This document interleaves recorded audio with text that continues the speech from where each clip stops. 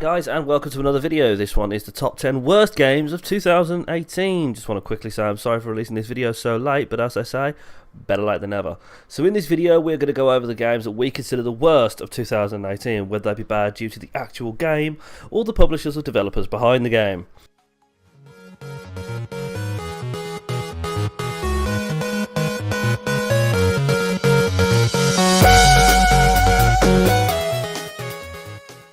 First off, number 10, Metal Gear Survive. Now this one hurts us a lot. As I've said before, I'm a lifelong fan of the Metal Gear franchise. Always have been and always will be. I love every second of those games. I even enjoyed the side game they made, Metal Gear Revengeance, but this was one game too many for me. When the divorce between Kojima and Konami was finally revealed, which, let's face it, everyone who played Metal Gear 5 knew it was coming due to the shit show ending that was of Metal Gear 5, the Phantom ending. Gamers had one massive question on their mind, which was, what now? Where do we go from here? Where does Metal Gear go? Where does franchises like Silent Hill go? And after a few months of speculating, Konami finally came on record and announced that the Metal Gear series would live on without Kojima, and they would be carrying on with the franchise, and that the first instalment of that franchise would be a stopgap game. So the fans had something to play while they're waiting for the next big Metal Gear story. And a few weeks later after that, we got some information about it. We got a taste of what kind of game that would be. A survival stealth game with some base building elements. And we got nervous. But in hindsight, credit to Konami, they knew that they wouldn't be able to charge a full price for this such a basic asset flip, so they cut the price down. And they thought that we, as the gamers, would herald them as some kind of saviours for the franchise. Wasn't going to happen. This didn't happen. What actually happened is we got the game and realised how goddamn shit it was, and a blatant cash grab that played on the strings of every hardcore Metal Gear fan. But this game committed the worst crime imaginable for the gaming industry. It was so bland. There isn't one single big reason why this game failed, but there are a shit ton of little ones. Things like the stamina and water intake, which severely affected the player's abilities, but then the game made it even worse. You could only drink from water from a specific pot. Fucking stupid idea. Forking over secondary currency to buy a game slot. And that secondary currency would need to be bought with real cash, so cue the microtransactions. They practically ripped out the stealth in the game. You play a Metal Gear game to be able to stealthily go around shooting people in the head or interrogating them, breaking their necks, not to just run around shooting dog dick zombies. But in this, there's no point. Seriously, no point. Stealth isn't even optional. It's sometimes pointless. And the worst part about this is the fact that the Metal Gear in this game is by name alone. They chose to get that. That's all they did. They used the Metal Gear name to try and get more money, and that's it. And all they did was bleed the loving fans of the franchise and flog the engine and the assets for Metal Gear Solid 5 one more time. That's all it was. A basic asset flip.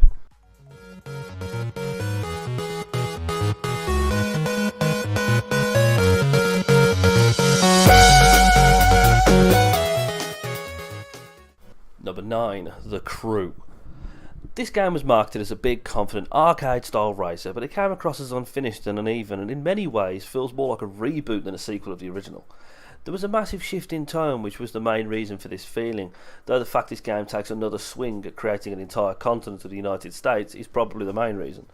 I enjoyed the aircraft controls. It was crisp and clean, and there didn't seem to be any buffeting like there was in GTA 5, and you can't really make your own mind up if that's a good or bad thing. The only thing I can say about this game is that it's extremely disappointing. The speed of the aircraft, I know she's an old aircraft, but a Spitfire should be quicker than a Lamborghini. But the main thing that set this game up for failure was the fact that all the AI, no matter what difficulty, were rubber banded. It was actually by design. The game developer wanted to keep the races so close and tight that it could end up being so frustrating and incredibly annoying.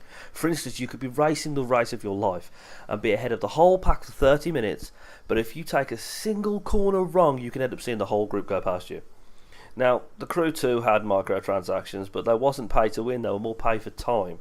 You could still earn all the things in the game, or you could just pay some money and do it even quicker. And to me, that defeats the whole point of the game.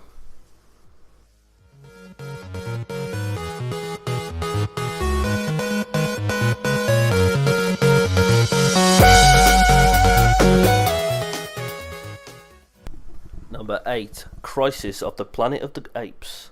Now, the reboot of the Planet of the Grape films were, in our opinion, brilliant. They did a really good job of capturing the feeling of the original film. So when they announced the upcoming VR game, it was hard to turn it down. But after we've played it, we really wish we did. This is one of those games that we wish we could retcon from our memories and never ever talk about again.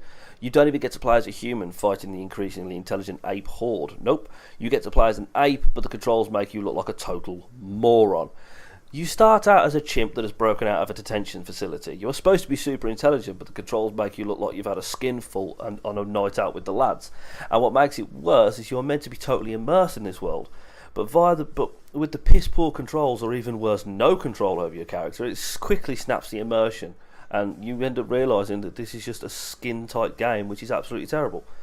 The game does not get any better in the first opener, and it puts the game in a hell of a crisis. It does just enough to be considered a VR game, literally just enough.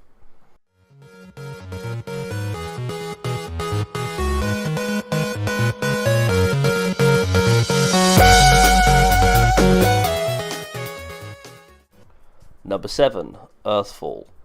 There is a metric and imperial shit ton of zombie games these days. You have The Walking Dead, State of Decay, Dead Rising, Dying Light, Call of Duty Zombies. Metal Gear's even peeked its head into the zombie world, just to name but a few. But Earthfall sounded really cool. Earthfall aimed to put an extraterrestrial spin on the zombie horde formula, but instead of holding up and building defences against the zombie horde, you're battling back against invading aliens using a variety of high-tech weaponry. And it's just different enough to feel refreshing, at least that's what they wanted. That was the premise, and you can agree it sounded good. But I hate to tell you, it sucked, and it sucked badly. All the weapons in the game looked generic and lacked that satisfying punch. Then you had the annoying frame rate drops that happened for no reason, especially on the PS4. It honestly felt that this game was a really cheap, shitty imitation of a good game. Now, do I think they could make a better one next time round? Yes, I think they could. But considering when I started trying to play the multiplayer and it took me nearly 10 to 15 minutes to find a match, that's if I could find a match, I don't think there's going to be much interest in this second time round.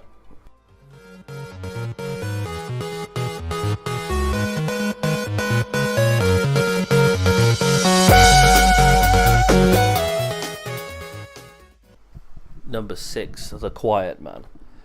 Square Enix is a tough company to get a handle on. It'll put out a great game like Shadow of the Tomb Raider and complain about its poor sales, and then it'll sign off a game like Quiet Man. A lot of reviewers summed up this game as inexplicable, which, let me tell you, as a reviewer in the world of reviewing, what they're actually trying to say is this game's crap. The game is sort of an interactive movie. It mixes live action films with some 3D action, and it fails to do either of those things very well. The main character is deaf, and in order to better immerse you in that world, the game is itself almost silent. That's a nice premise, but the problem is the significant story beats appear to be happening during the game's cutscenes, and you can't hear them. The game doesn't even use subtitles. It's truly stunning that anyone thought this was a good idea. Again, inexplicable design. Now, don't get me wrong, Square Enix did put out another version of the game in an update with sound in it, and it just made it even worse.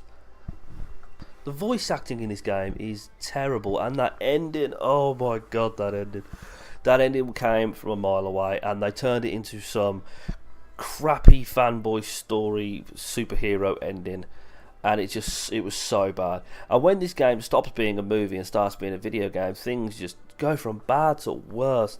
The Quiet Man uses rudimentary beast up mechanics, and those are pretty much the only mechanics you're going to encounter during the whole game, and the combat is boring. Well, actually, everything about this game is boring. All of the Quiet Man is boring and bad. Our opinion, stay clear of this game.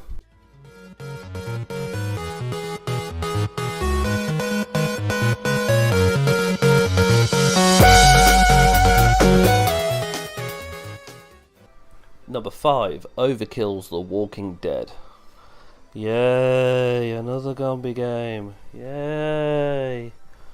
Fans of The Walking Dead have been treated pretty well in the video game space. Telltale, may they rest in peace, gave us narratives that were nearly as moving as the source material with its original Walking Dead title and some of its later seasons. It was unreasonable of them to have high hopes of Overkill's Walking Dead. a first-person cooperative shooter from Starbreeze Studios, which had worked on the excellent Payday 2 and the Chronicles of Riddick Escape from Butcher Bay. Guns, zombies, working as a team. A studio with pedigree in shooters. It sounds exactly like the type of game that would fit perfectly into the Walking Dead license, right? Well, no. Overkill's Walking Dead was an absolute disaster of a game. The game was a technical mistake, played with technical issues, unavoidable repetition, and the general sense of not knowing where the hell you were meant to go in the game. And worse than that, not even the game knew what it was meant to be doing. And that's not all. The game's poor performance left Starbreeze in dire straits, and on top of that, the studios in offices were raided by authorities on suspicions of insider trading. Players were just hoping to kill some zombies in a new fun Walking Dead game, and instead the new Walking Dead game might have killed the studio that created it. Is it time The Walking Dead got laid to rest? That's a question only you lot can answer.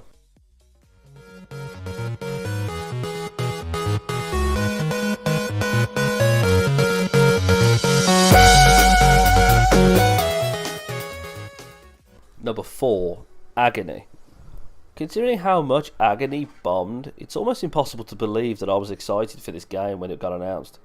The aggressive marketing campaign, or the fact the game looked like Doom, wasn't enough to give this game a pass, and in the end this game failed on every level. While the idea of starting out as a low-level demon in hell only to rise up above the rest sounded really cool, but again, like other games on this list, repetition, repetition, and repetition. If you cut out all of the repetition from the game's 8 or 10 hours of gameplay, it would have been 3 or 4 hours and it still would not have lost a single meaningful moment.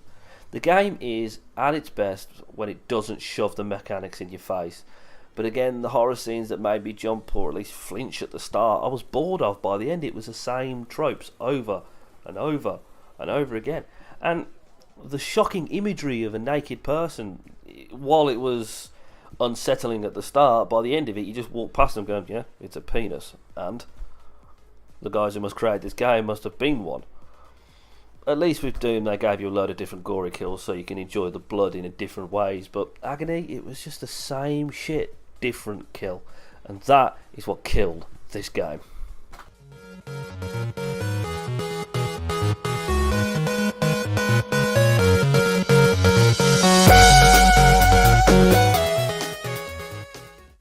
Number 3, Wild West Online.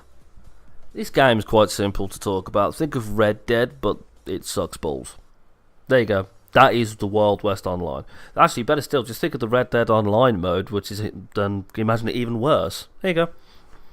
This game is a total embarrassment. It's an MMO, or a media in general, that is so awful that it doesn't understand the basic mechanisms of a video game. Shooting has no depth. You either get a shit ton of headshots or one-shot kills at point-blank range, and the next second you miss by a mile. This world is devoid of depth and meaning, of substance, and the game's only real appeal is the fact it's a prospect of an online western, and even that doesn't work. Why settle for a bargain basement Wild West game which is the exact definition of derivative and has no intrinsic or inherent value when you can play Red Dead Online, or better yet, Red Dead 2 single player? This game is so bad, it's not even worth typing into your machines to try. This isn't one of those games that's so bad that it actually turns into a good game. This game is just bad.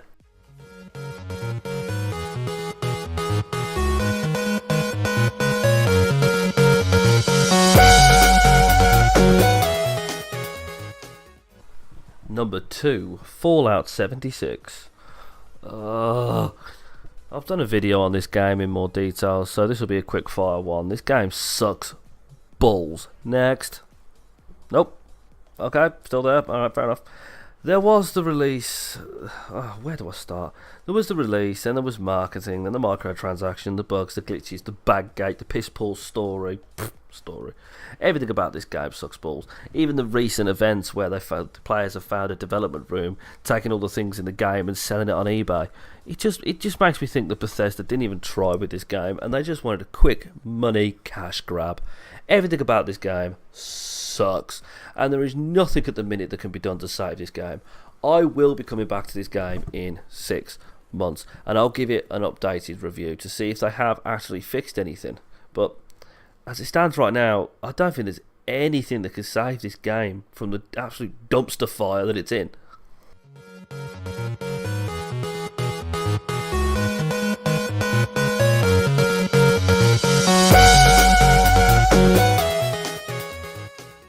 Number 1, Battlefield 5. This game has been a total shit show. But the worst part about it is, it could have been so bloody good.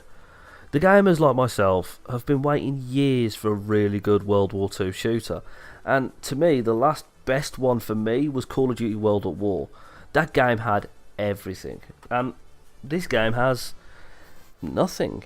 Yes, the single player stories can be mildly entertaining, but if you look at the real history of those missions, you'll realise how badly they suck. I mean, if you want me to do a video on the real stories behind the Battlefield missions, let me know. There are microtransactions, boring map design, stupid gameplay mechanics, moronic decisions of the team behind the game, and then there's the attack on the fan base from the heads of EA and DICE. Really? Seriously? I mean, even in the multiplayer, seconds after you spawned, the enemy could launch an attack on your base via missiles and bombs. You're just like, yeah, smart. And then you got the whole rubbish of we don't want women in our games, which the developers tried to accuse gamers of saying, which is rubbish. We said nothing of the sort, and I can prove it. Gears 5. The Gears of War franchise has always been based around a male protagonist. This new game brings the franchise from a female's point of view. Has anyone said anything? No.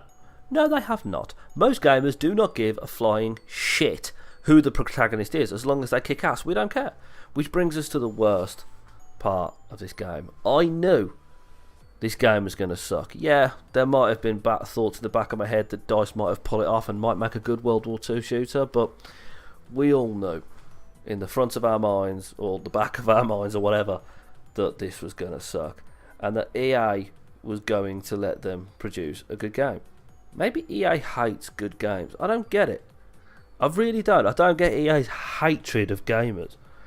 Why try and suck the player dry? I don't understand it. Well guys, that completes our top 10 worst games of 2018. Hope you enjoyed the video, and if you did, hit that subscribe button, hit that bell icon. Okay guys, see you on the next video. Bye guys.